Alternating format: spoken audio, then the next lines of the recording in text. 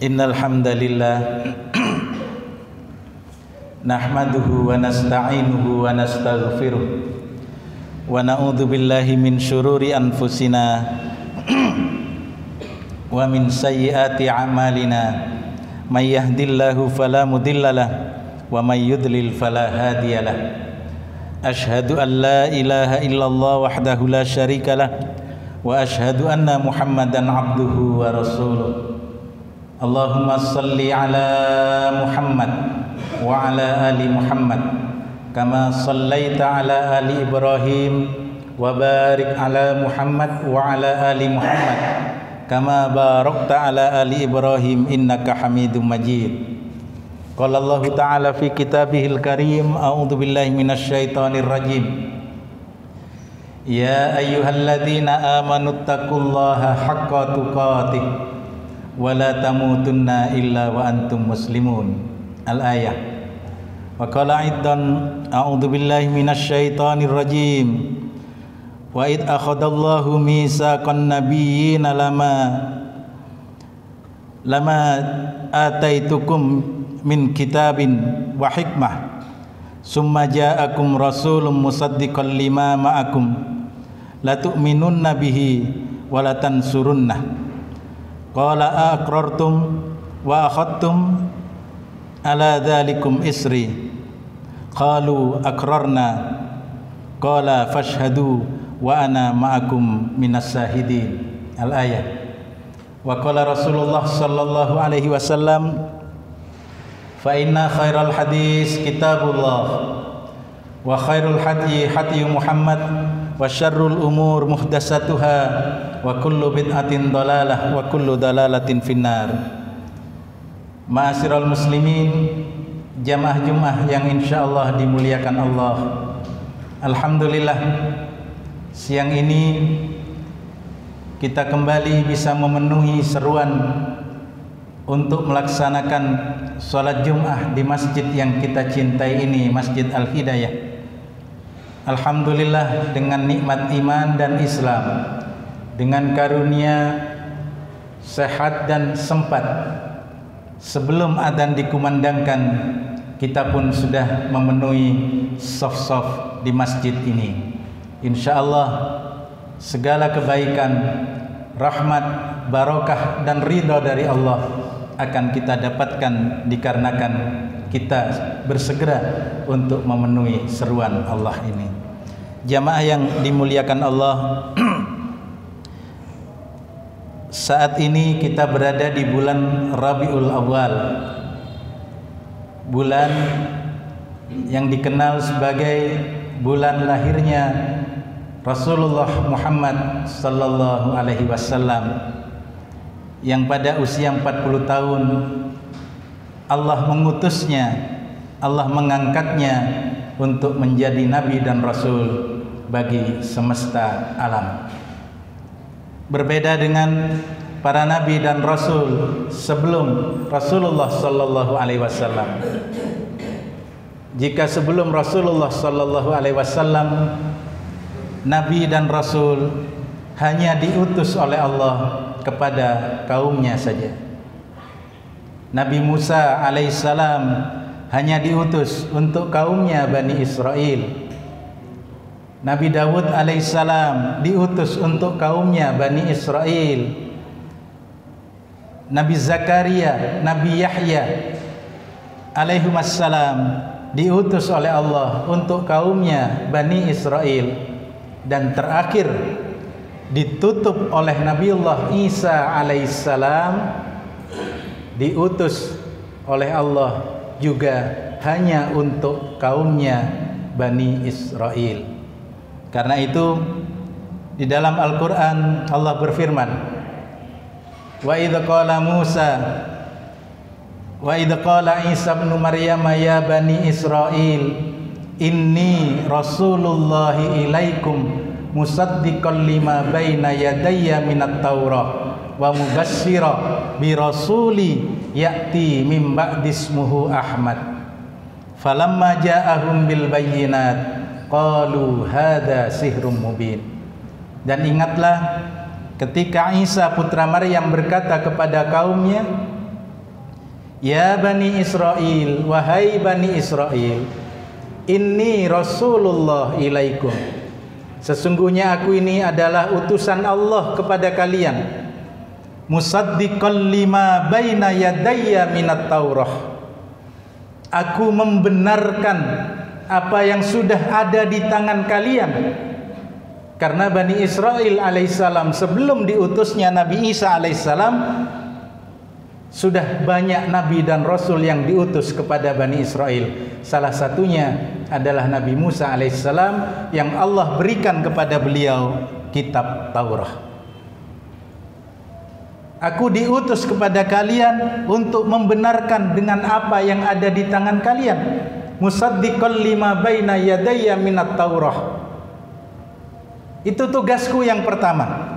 Aku diutus kepada kalian.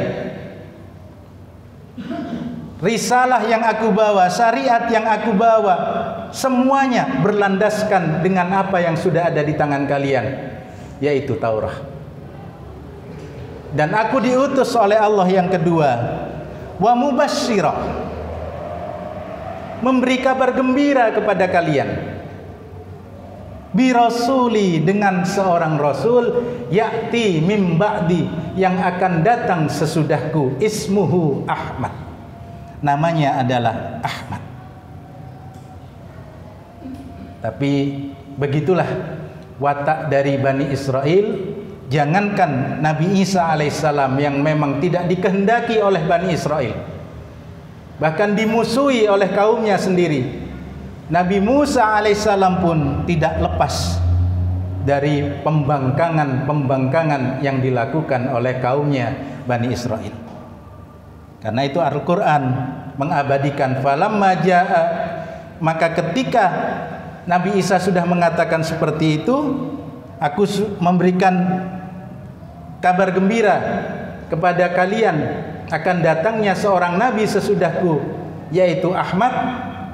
Falamma ja'ahum bil bayyinat qalu hadza sihrun mubin.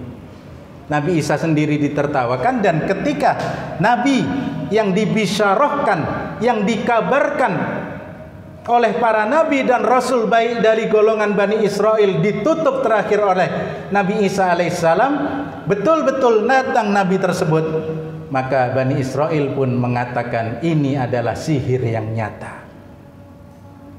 Jamaah yang dimuliakan Allah, begitulah. Jadi Al-Quran sudah menggambarkan kedatangan Rasulullah Sallallahu Alaihi Wasallam ini sudah dinubuatkan oleh para nabi dan Rasulullah sebelum datangnya Rasulullah Muhammad Sallallahu Alaihi Wasallam. Bahkan diabadikan oleh Allah di dalam surah Ali Imran ayat 81 yang saya bacakan tadi. Allah berfirman yang artinya, dan ingatlah ketika Allah mengambil perjanjian dari para nabi, manakala aku memberikan kitab dan hikmah kepadamu, lalu datang kepada kamu seorang rasul yang membenarkan apa yang ada padamu, niscaya kamu akan sungguh-sungguh beriman kepadanya dan menolongnya. Allah berfirman, apakah kalian setuju dan menerima perjanjianku? Atas yang demikian itu mereka menjawab, para nabi itu menjawab, kami setuju. Allah berfirman, kalau demikian bersaksilah kalian, wahai para nabi, dan aku menjadi saksi bersama dengan kalian. Jadi para nabi Allah, para rasul Allah alaihim salam, sebelum Rasulullah Sallallahu Alaihi Wasallam diutus, sudah diikat janji oleh Allah. Kalau seandainya kalian sedang aku utus kepada satu kaum, kalian menerima wahyu dari aku, kemudian datang nabi yang membenarkan apa yang ada di tanganmu, apakah kalian akan membenarkan nabi itu? Dan apakah kalian akan menolongnya? Para nabi dan rasul itu semuanya berikrar, kami siap ya Allah, kami bersaksi, kami akan menerimanya, kami akan mengimaninya, kami akan menolongnya.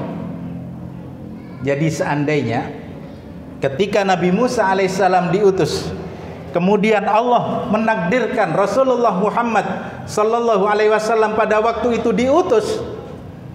Ketika Nabi Musa masih hidup menerima Taurat, kemudian Allah utus Rasulullah Muhammad sallallahu alaihi wasallam, maka pada saat itu pula lah Nabi Musa alaihissalam akan menjadi pengikut Nabi Muhammad sallallahu alaihi wasallam. Dan demikianlah kepada nabi-nabi yang lain. Sampai terakhir dari golongan Bani Israel diutuslah Nabi Isa yang lantas mengabarkan, wa mubasysyiram bi rasuli ya'ti mim ba'dismuhu Ahmad. Aku memberikan bisyarah, kabar gembira kepada kalian, akan datang sesudahku seorang nabi yang namanya adalah Ahmad. Jamaah yang dimuliakan Allah, ayat-ayat Al-Quran seperti ini bagi kita umat Islam, umat Nabi Muhammad sallallahu alaihi wasallam, hakul yakin, total reserve. Kita terima dengan total, tidak ada sedikit pun keraguan. Apa yang sudah Allah sampaikan ini adalah hak. Sadaqallahul azim, maha benar Allah dengan segala firman-Nya. Namun tidak demikian dengan umat-umat yang lain. Ketika ayat ini kita sampaikan, ketika ayat ini kita bacakan, maka tidak sedikit dari mereka yang mengatakan, itu hanya menurut Al-Quran, tapi tidak pernah ada di dalam kitab sebelum Al-Quran cerita dan berita akan datangnya Muhammad. Itu hanya bualan orang Islam. Mereka hanya mencari pembenaran. Mereka seringkali mengatakan, kami ini adalah orang-orang kafir. Orang Yahudi yang ada saat ini adalah orang-orang kafir. Yang mengatakan dirinya hari ini Nasrani adalah orang-orang kafir. Tapi anehnya, orang-orang Islam mengatakan bahwa Nabi mereka Muhammad sallallahu alaihi wasallam ada termuat di dalam kitab kami. Padahal di dalam kitab kami tidak ada nubuat atau bisyarah atau ramalan atau berita akan datangnya Nabi terakhir bernama Muhammad sallallahu alaihi wasallam. Jamaah yang dimuliakan Allah, inilah yang harus kita jawab. Di bulan Rabiul Awal seperti ini, di mana-mana ada peringatan memperingati lahirnya Rasulullah Muhammad sallallahu alaihi wasallam, tapi di sisi lain seringkali kita lupa bahwa di bulan Rabiul Awal ini pula lah banyak orang-orang di luar Islam melakukan serangan, melakukan fitnah terhadap Islam dengan mengatakan bahwa Muhammad bukanlah seorang nabi. Muhammad memang, ada yang mengatakan Muhammad memang seorang nabi, tapi hanya untuk orang Arab, bangsa Arab, tidak untuk seluruh manusia. Jadi ada yang mengatakan bahwa Muhammad seorang nabi, tapi dia nabi lokal, bukan internasional. Padahal Al-Quran mengatakan bahwa Rasulullah sallallahu alaihi wasallam ini adalah rahmatan lil alamin, rahmat bagi alam semesta. Bukan hanya untuk kaumnya Bani Ismail, orang Arab. Rasulullah Muhammad sallallahu alaihi wasallam juga diutus untuk Bani Israel, untuk kaum-kaum yang lain. Siapapun yang masih bernama manusia, siapapun yang masih hidup ketika Rasulullah sallallahu alaihi wasallam diutus, ketika Rasulullah sallallahu alaihi wasallam menyampaikan risalahnya dan risalah itu sampai kepadanya tapi dia menolaknya, maka matinya mati dalam keadaan kafir. Siapa yang menyatakan ini? Yang menyatakan adalah Rasulullah sallallahu alaihi wasallam. Walladzi nafsi biyadihi la yasma'u bi rajulan min hadhil ummah yahudiyan aw nasraniyan summa la yu'minu bi illa dakhalan nar.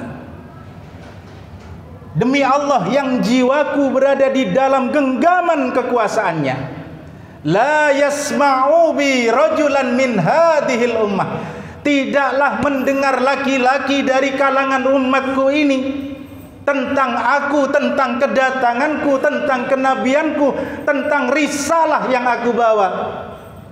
Apakah dia seorang Yahudi, apakah dia seorang Nasrani, summa la yu'minu bi, kemudian dia tidak beriman kepadaku, kata Rasulullah, illa dakhalan nar, kecuali akan Allah masukkan ke dalam neraka. Na'udzubillahi min dzalik. Karena itulah jamaah yang dimuliakan Allah, ini harus kita sampaikan terus. Kalau di dalam Al-Quran, di dalam hadis, insya Allah kita semua sudah hafal di mana ayatnya, seperti apa dalilnya kenabian Muhammad sallallahu alaihi wasallam. Tapi bagaimana ketika kita berhadapan dengan para ahlul kitab, baik mereka orang Yahudi maupun mereka yang mengatakan dirinya seorang Nasrani atau Kristen?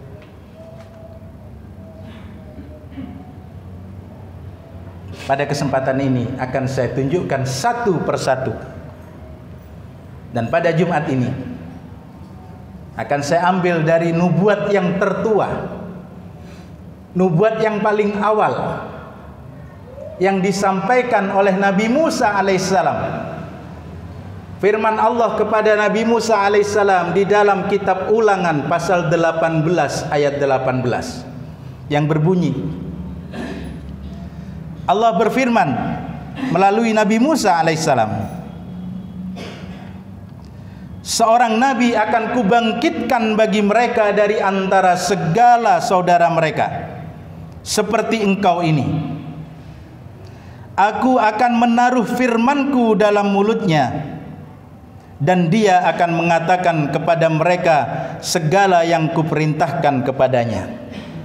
Orang yang tidak mendengarkan segala firmanku yang akan diucapkan nabi itu demi namaku, daripadanya akan kutuntut pertanggungjawaban. Tetapi seorang nabi yang terlalu berani untuk mengucapkan demi namaku perkataan-perkataan yang tidak kuperintahkan untuk dikatakan olehnya, atau yang berkata demi nama Allah yang lain, nabi itu harus mati. Jika sekiranya kamu berkata dalam hatimu, bagaimanakah kami mengetahui perkataan yang tidak difirmankan Tuhan? Apabila seorang nabi berkata demi nama Tuhan dan perkataannya itu tidak terjadi dan tidak sampai, maka itulah perkataan yang tidak difirmankan oleh Tuhan. Dengan terlalu berani nabi itu telah mengatakannya, maka janganlah kalian gentar kepadanya. Jadi pada ayat yang ke-18 tadi dikatakan, seorang nabi akan aku bangkitkan dari segala saudara mereka.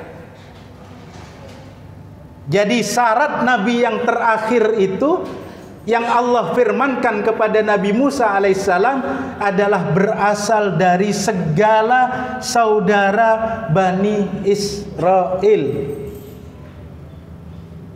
Siapakah Bani Israel ini? Bani Israel ini adalah anak keturunan Israel. Siapakah Israel? Israel adalah Nabi Yakub alaihissalam. Siapakah orang tua Nabi Yakub? Nabi Ishak alaihissalam. Jadi ketika Allah berfirman dari segala saudaramu, artinya Nabi itu akan datang dari golongan yang masih bersaudara dengan Bani Israel. Artinya Nabi itu akan berasal dari saudara mereka, dari keturunan Nabi Ismail alaihissalam. Jadi harus bangkit nabi itu dari luar Bani Israel, tapi masih satu famili, masih satu keluarga, masih bersaudara dengan Bani Israel, dan itu adalah Bani Ismail. Dari golongan Bani Ismail tidak ada seorang nabi pun yang Allah bangkitkan. Sejak Nabi Ismail alaihissalam wafat, Allah sudah tidak lagi mengutus nabi dari golongan Bani Ismail, sampai diutusnya Rasulullah Muhammad sallallahu alaihi wasallam. Nah, inilah yang membuat sakit hati Bani Israel. Mereka serta-merta akan menolak kenabian Muhammad sallallahu alaihi wasallam. Kenapa? Karena nabi itu tidak berasal dari kalangan mereka sendiri, melainkan dari keluarga mereka yang lain, yaitu dari Bani Ismail. Sejak awal mereka sudah sakit hati kepada Nabi Ismail alaihissalam, kepada ibunya Hajar alaihissalam, dan kepada anak keturunan Bani Ismail yang lain. Karena itulah golongan Yahudi serta-merta akan menolak Nabi Muhammad sallallahu alaihi wasallam. Yang kedua, syarat Nabi itu Allah sampaikan, aku akan bangkitkan bagi mereka seorang Nabi dari segala saudara mereka yang seperti engkau. Jadi Nabi itu harus memiliki persamaan dengan Nabi Musa alaihissalam. Dan dari sekian banyak Nabi dan Rasul yang diutus oleh Allah ke muka bumi ini, yang memiliki persamaan dengan Nabi Musa alaihissalam hanyalah Nabi Muhammad sallallahu alaihi wasallam. Orang Yahudi berkata, Nabi yang seperti Musa itu adalah Yosua bin Nun atau Nabi Yusa bin Nun. Tentu klaim Yahudi ini tidak bisa diterima. Orang Nasrani mengatakan Nabi yang seperti Nabi Musa adalah Isa alaihissalam atau Yesus alaihissalam, juga tidak bisa diterima. Kenapa demikian? Yang pertama, Nabi Musa alaihissalam diutus oleh Allah ke tengah-tengah Bani Israel membawa syariat yang baru, yaitu syariat Taurat. Sedangkan Yusa bin Nun melanjutkan syariat yang dibawa oleh Nabi Musa. Begitu juga Nabi Isa alaihissalam atau Yesus, hukum yang beliau sampaikan, syariat yang beliau pakai juga syariat berdasarkan Taurat. Tapi begitu Allah mengutus Nabi yang terakhir Muhammad sallallahu alaihi wasallam, syariat yang beliau bawa di dalam Al-Quran ini, selain syariat-syariat sebelumnya yang dilanjutkan oleh Nabi Muhammad, beliau pun membawa syariat yang baru sebagaimana Nabi Musa alaihissalam membawa syariat yang baru. Yang ketiga, kenapa saya katakan hanya Nabi Muhammad sallallahu alaihi wasallam yang memiliki persamaan dengan Nabi Musa alaihissalam? Kita ketahui bahwa ketika Nabi Musa alaihissalam menerima Taurat, beliau dipanggil langsung oleh Allah untuk menghadap Allah.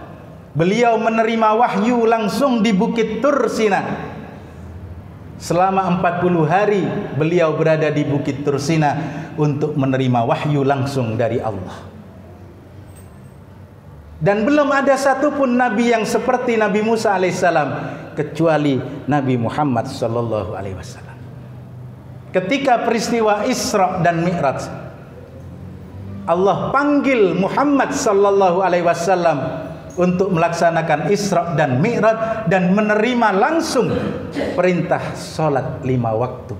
Jadi sebagaimana Nabi Musa alaihissalam menerima wahyu tanpa perantaraan malaikat Jibril, Rasulullah Muhammad sallallahu alaihi wasallam ketika Isra dan Mi'raj juga menerima wahyu tanpa perantaraan malaikat Jibril.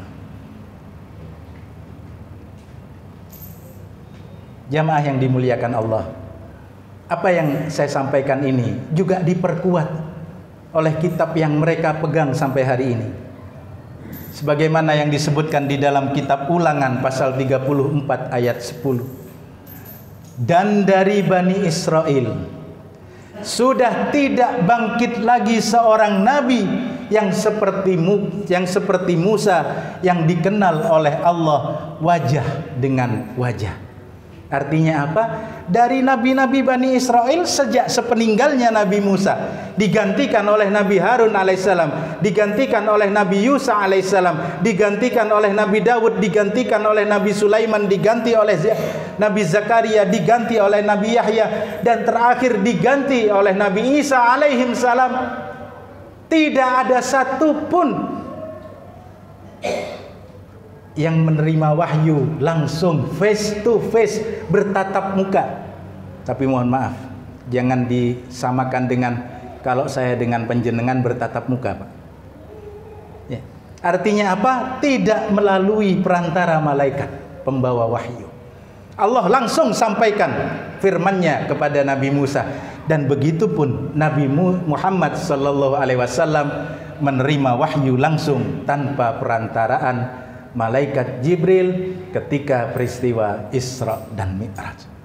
Karena itulah jamaah yang dimuliakan Allah, ketika kita merayakan kelahiran Rasulullah sallallahu alaihi wasallam, selain kita baca bagaimana risalah beliau, sejarah beliau, jangan lupa bahwa kita harus pelajari juga apa yang sudah menjadi kekhasan beliau, dan bagaimana kitab-kitab sebelumnya sudah menyampaikan bahwa beliau akan diutus oleh Allah. Karena apa? Karena hari ini berbagai macam upaya dilakukan oleh orang-orang kafir untuk mendangkalkan akidah umat Islam, bahkan target mereka yang terakhir memurtadkan kita. Mudah-mudahan dengan kita senantiasa belajar dan kita memahami kitab suci kita Al-Quran, dan kita mengetahui bagian-bagian mana saja yang perlu diketahui dari kitab-kitab sebelum Al-Quran, kita bisa menyelamatkan diri kita, keluarga kita, dan masyarakat kita dari berbagai macam upaya pendangkalan akidah dan pemurtatan. Aqulu qouli hadza astaghfirullahal adzim innahu huwal ghafurur rahim.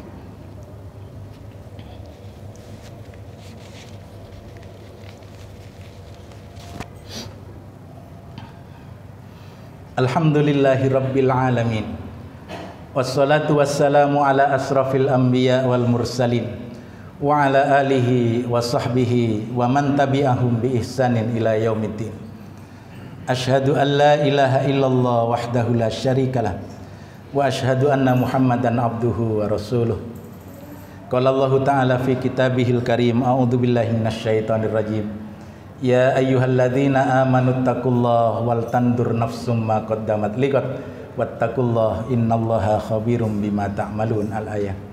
Marilah pada khutbah kedua ini kita bermunajat kepada Allah. Mudah-mudahan Allah senantiasa mengaruniakan nikmat dan rahmat kepada kita, pada keluarga kita, dan kepada saudara-saudara kita mukmin dan muslim. Mudah-mudahan Allah senantiasa menjaga kehidupan kita, menjaga kehidupan bangsa Indonesia ini dari berbagai macam bahaya. Lebih-lebih saat ini kita masih belum keluar dari pandemi COVID-19. Mudah-mudahan wabah ini, berbagai macam musibah ini segera Allah angkat, terutama karena banyaknya istighfar dan istighfar yang diucapkan oleh hamba-hamba Allah yang beriman ini. Mudah-mudahan semuanya akan Allah ganti dengan yang lebih baik. Allah jadikan negeri kita baldah thayyibah wa rabbun ghafur. Bismillahirrahmanirrahim. Alhamdulillahi rabbil alamin.